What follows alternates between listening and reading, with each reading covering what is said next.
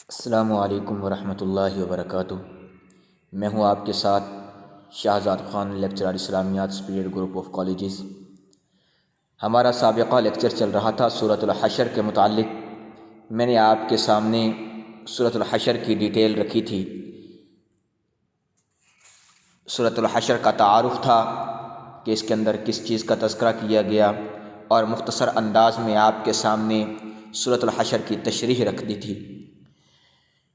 آج بھی اسی ٹاپک کو میں لے کر آگے بڑھتا ہوں۔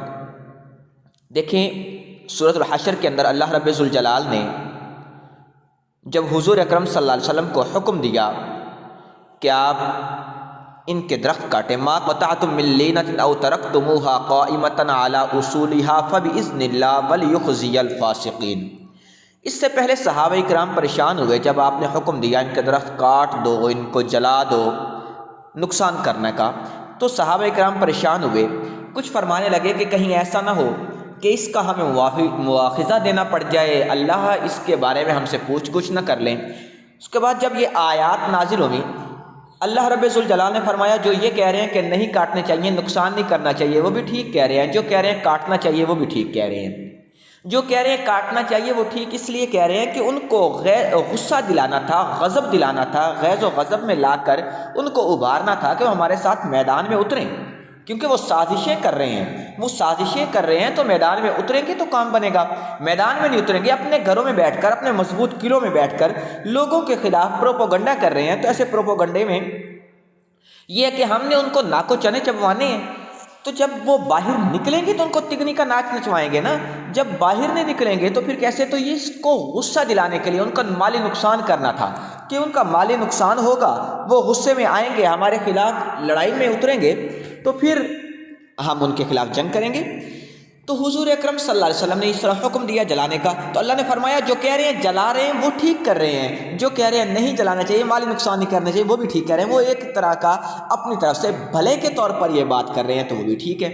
تو اللہ نے ان کو حکم دے دیا۔ جب یہ آیت نازل ہوئی تو پھر صحابہ کرام کو تسلی ہوئی، ما قطعتم من لینۃ او ترکتموها قائمۃ علی اصولها۔ جب یہ آیات نازل ہوئی تو پھر صحابہ کرام کو تسلی ہوئی کہ ٹھیک ہے، آقا علیہ الصلوۃ والسلام کے حکم کے مطابق ہم پہلے بھی ہم سر تسلیم خم کرتے ہیں، لیکن ایک دل میں جو خدشہ تھا، جو خلش آ رہی تھی، اس کے اوپر پھر سب متفق ہو گئے کہ بالکل ٹھیک۔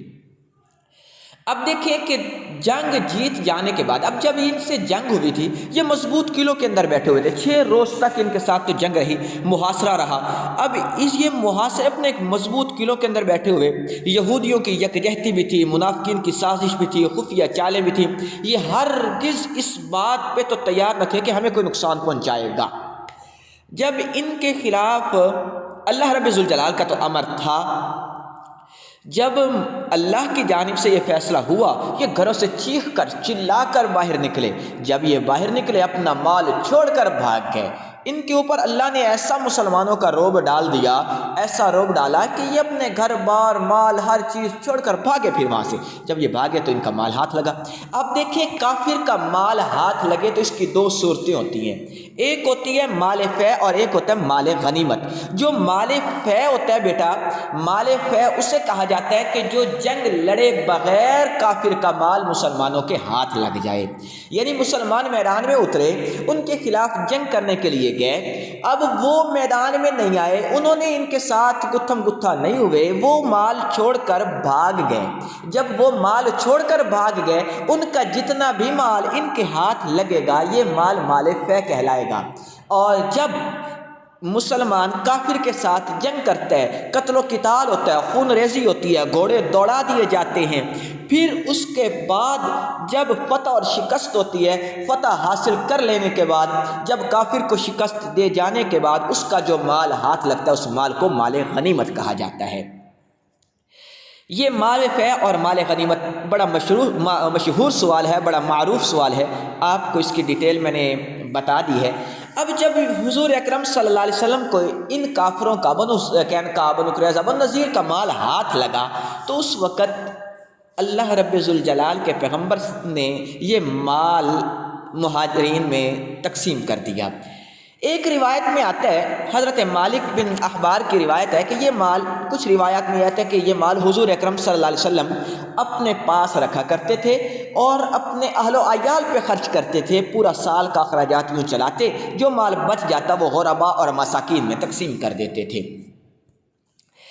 لیکن مال فے اور مال غنیمت کی تقسیم کا ایک ہی طرح کے دونوں کے طریقے ہیں کہ جیسے وہ غربا، مساکین، محتاجوں کے اندر، مجاہدین کے اندر، جنگ لڑنے والوں کے اندر تقسیم کیا جاتا ہے، عمراء اور مالداروں کو نہیں دیا جاتا، اسی طرح مال فے ہے اور اس طرح مال غنیمت، دونوں ایک ہی طرح کی تقسیم کا طریقہ کار ہے۔ آپ نے مہاجرین میں اولین تو یہ مال تقسیم کر دیا، لیکن دو شخصوں کو، یعنی سہل بن حنیف اور ابو دجانہ، یہ انصار میں سے تھے، ان کو دیا، باقی انصاریوں کو نہ دیا کیونکہ وہ پہلے ہی مالدار تھے۔ ایک تھے سہل بن حنیف اور دوسرے تھے ابو دجانہ سماک بن خوشہ، ان کو آپ نے مال دیا۔ اور پھر دونوں حضرات یہ چونکہ مسکین تھے، بنو نذیر میں سے صرف دو شخص تھے جو مسلمان ہوئے تھے، جن کا مال انہی کو واپس کر دیا تھا۔ آپ نے فرمایا تھا ان کا مال ان کے پاس رہنے دو، آپ صلی اللہ علیہ وسلم نے اعلان فرما دیا۔ ان میں سے ایک کا نام تھا یامین بن عمیر، جو عمر بن حجاج کے چچا کا لڑکا تھا۔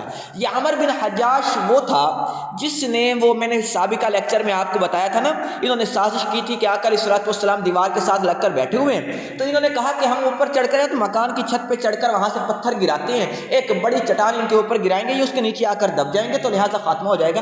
یہ سازش کرنے والا جو انسان تھا نا، جس نے یہ سازش کا یہ بیڑا اپنے سر اٹھایا تھا، وہ عمر بن حجاج تھا۔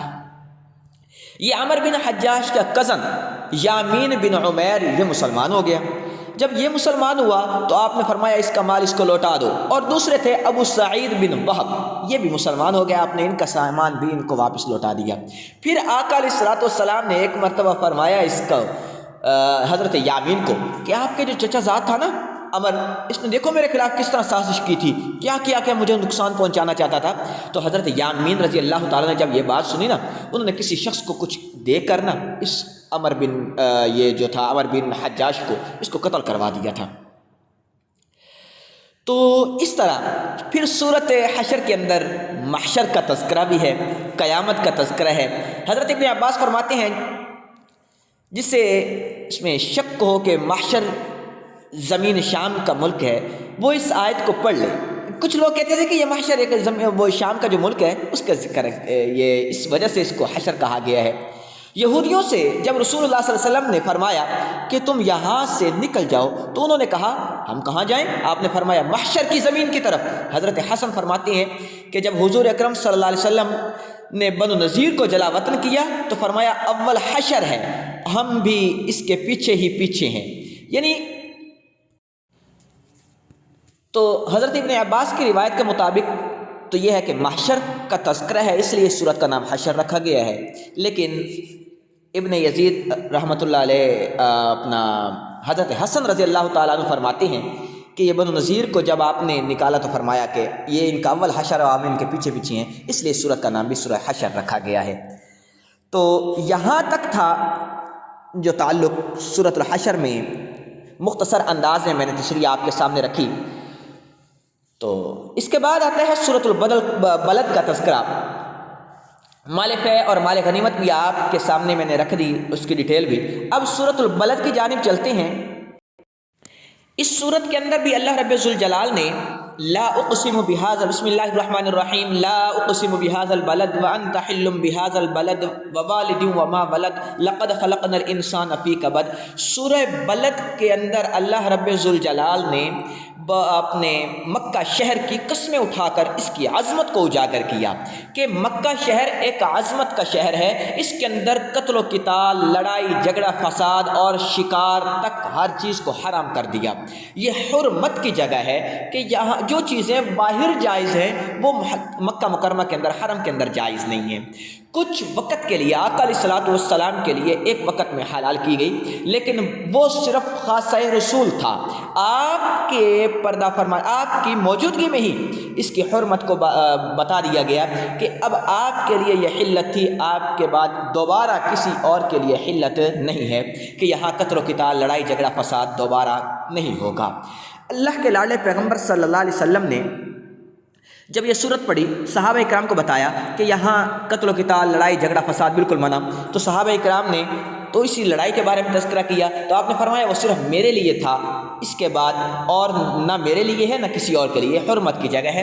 اور اس کو ووالد وما ولد کہا کہ حملتہ امہ کرہا ووضعتہ کرہا، کہ جس طرح مائیں وضع حمل کے وقت تکالیف برداشت کرتی ہیں، بچے کو دودھ پلانے کی تکالیف برداشت کرتی ہیں، مائیں بچوں کے اوپر جو حرمت کی جگہ ہوتی ہیں، تو اسی طرح اللہ نے یہاں ووالد وما ولد کا تذکرہ کر کے کہ جس طرح ماؤں کی حرمت کو پامال نہیں کیا جاتا، اسی طرح مکہ مکرمہ کی حرمت کو بھی کبھی پامال نہیں کیا جائے گا۔